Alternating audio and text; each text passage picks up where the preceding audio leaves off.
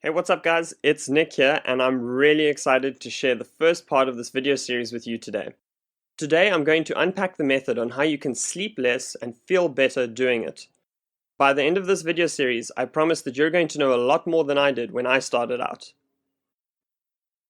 I just want to reiterate something that we started saying right in the beginning of this, and that was to become a student of sleep. So once you understand the principles of this method, you're going to have a technique that you can use for the rest of your life. You're going to get a ton of practical advice in this video series, but I don't want you to feel like you need to incorporate all of them into your life straight away. Pick the ones that are the most relevant to you and start building those into your routine. As you start seeing improvements, I'm sure that you're going to start looking for further ways to hack your sleep. This is going to set you up for a lifelong journey of success. Before we jump into today's training, I just want to give you a little bit of information about my backstory. Many of you would have met me through the sleep industry, through my work with blue blocker glasses and more recently red light therapy. But for some of you, we would have only met quite recently through this group. My name is Nick and I'm the guy on the right, and that's my partner next to me, Holly. We both met during our studies as physical therapists. Holly was with me when I started my previous two businesses, and these were great because they gave me the financial freedom I was after. The only problem is I quickly realized I wasn't finding any work-life balance. Either I was sleeping too much and I was finding myself stressed out because I didn't have enough time in the day, or I was chronically sleep depriving myself in order to try and get everything done. The end result was that I didn't spend enough time with my family or loved ones, and my health wasn't looking too good either. Things all came to a head last year when Holly sat me down and said this wasn't the type of life she wanted to live. So with my background in sleep, I decided to research how I could maximize my sleep quality in the least amount of time possible. So when business gets busy, I know that I can sleep for 6 hours a night and still be able to perform at my best the next day, as well as have time to do the things I love. This may sound crazy, but if there's one thing I've learned through all of this, is that nothing is impossible when you have the right motivation. I was forced to decide whether I wanted to have financial safety or whether I wanted to spend time with my loved ones, and I wasn't prepared to give up either. And I'm sure that the reason you're watching this video is because you're also motivated to do the same. Let's kick off with today's training. As this is the first video of the series, I'm going to briefly touch on all the information you need to know in order to understand the technique. After this, we're going to be diving into the practical information which you'll be able to implement today. So just to recap, when we sleep, we go through roughly 90-minute cycles, which consist of 5 different stages, stages 1 to 4, as well as REM or rapid eye movement. So stage 1 is the transition between being awake and asleep. This typically lasts between 5 to 10 minutes, and it's when you are easily woken up. The only physiological process that really happens now is that your muscle tone starts to relax. In stage 2, which is also classified as a light phase of sleep, your brain waves, temperature, and heart rate start to decrease. Both stage 1 and 2 are important for preparing your body for the deeper stages of sleep, stage 3 and 4. Stages 3 and 4 are very similar, just varying in the depth of your sleep. So in this stage, your body undergoes temporary paralysis. Now this sounds like a bad thing, but what it means is that your body can focus all of its attention on very important processes, such as repairing old and worn out tissue, releasing hormones which are important for your growth and development, resetting your immune system, and building up energy stores for the next day. The final stage, REM or rapid eye movement, is very different to the other stages in that your brain is extremely active. This is where dreams occur and also where your breathing can become irregular or shallow. And this is where the magic happens.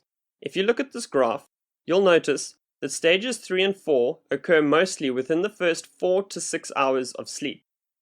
Now this is an ideal situation, and most people's sleep quality doesn't tend to sit in stages 3 and 4 as long in the first 4 to 6 hours. So we're going to be learning how to hack our sleep to maximize the amount of deep sleep within this time frame. The way that we're going to do this is by using the solstice method. A solstice is one of 2 moments in the year where the sun's path is either the furthest north or south of the equator. This occurs on June the 21st and December the 21st each year and marks the turning point where the days start becoming longer than the nights, or when the nights start becoming longer than the days, depending on whether you're in the northern or southern hemisphere. So the solstice method is going to represent a turning point in your life where your days start getting longer. It involves 3 pillars, which you go through in sequence. The first one is identify, and that's where you're going to figure out which factors are affecting your sleep the most. The second pillar, integrate, is where you take action and start bringing habits into your lifestyle which help improve your sleep quality. Then the third pillar, optimize, is finding a way to systematically decrease the amount of hours you sleep while maximizing your performance in the day. That brings us to the final piece of the puzzle, and that is, how do we improve our sleep quality?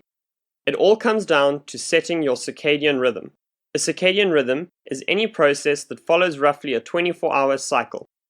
So what you want to do is set your body clock so that the right processes are happening in the right times of the day.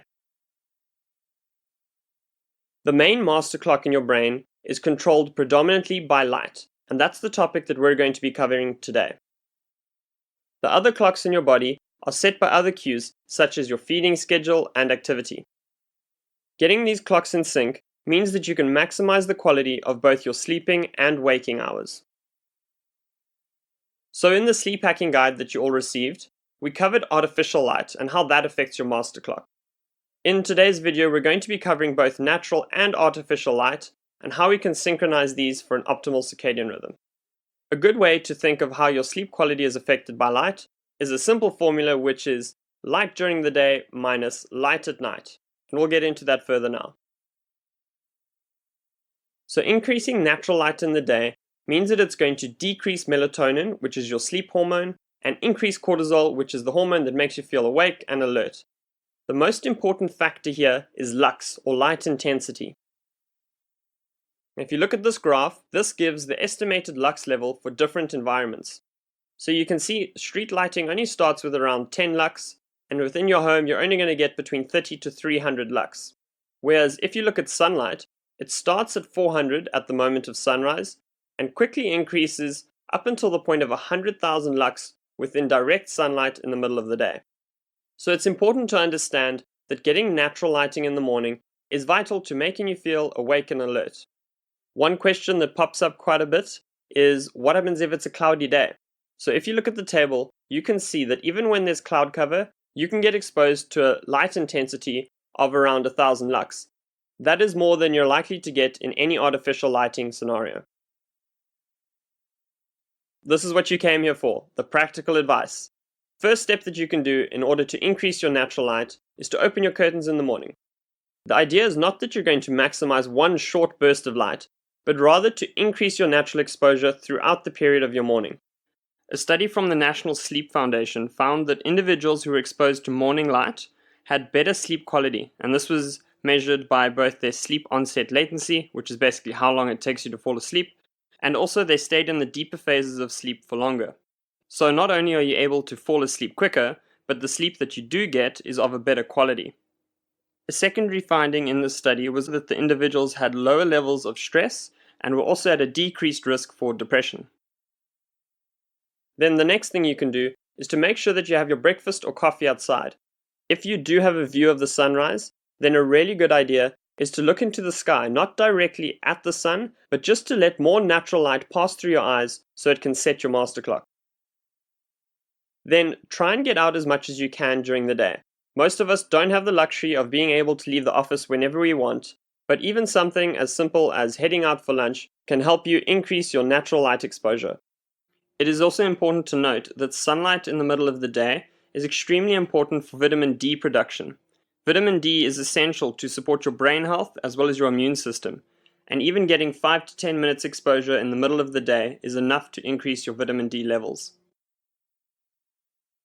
On to the second half of the equation, and that is artificial light at night. Being exposed to light at night is a very unnatural experience for humans.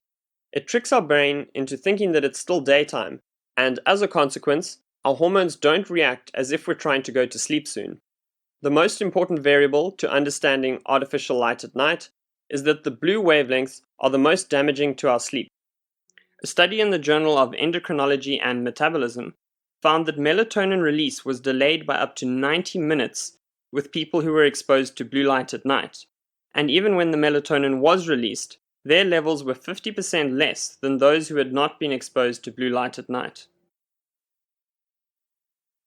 So one of the easiest steps you can do is download apps which limit the amount of blue emitted by our cell phones and our laptops.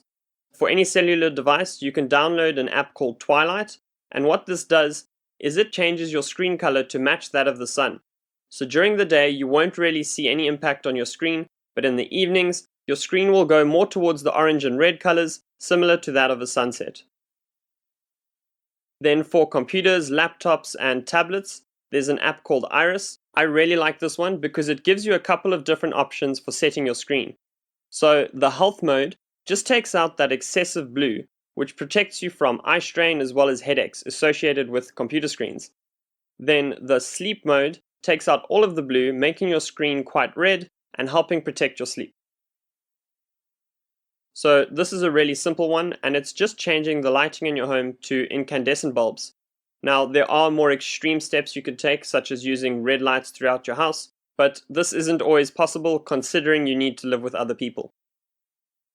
If you look at this graph, you will see that during daytime there's quite a high amount of blue, and that is again what makes us feel awake and alert. In the evenings, you can see that sunset, we have a high amount of red and very little blue emitted, and this profile looks very similar to an incandescent bulb. On the bottom left though, you can see the dangerous one, that is our LED lights, and that blue is what tricks your brain into thinking that it's still daytime, altering your hormones and subsequently decreasing your sleep quality. The last practical tip in today's video is to use blue blocker glasses. So all you really need to know with these is that the color of the lens can tell you what frequencies of light they are blocking out. You do get clear blue blocker glasses, but unless the lens appears orange or red, they're not going to be blocking out enough blue light in order to improve your sleep quality. Let's summarize all the practical tips that you can take out of today's video. So on the left-hand side of the equation, we want to be increasing our natural light during the day. And the 3 ways you can do that is to open your curtains as soon as you wake up, to have your breakfast and coffee outside if you can, and also throughout the day to try and schedule some walks, and if you can't do that, just to head out for lunch. The other side of the equation that negatively affects our sleep quality, that is the artificial light at night. The first one is to download apps which take the blue light out of our screens. The second option is to change the lighting in your home, and this is suggested to be incandescent bulbs. And then the third one is to use blue blocker glasses, which prevent any blue wavelengths from going through your eyes. And that brings us to the end of the first video in this series. I'm extremely excited to hear what you guys thought of today's video, and just to let you know, on Wednesday we will be covering a very important topic of body temperature, and more specifically your core body temperature, and how we can hack that in order to maximize your sleep quality.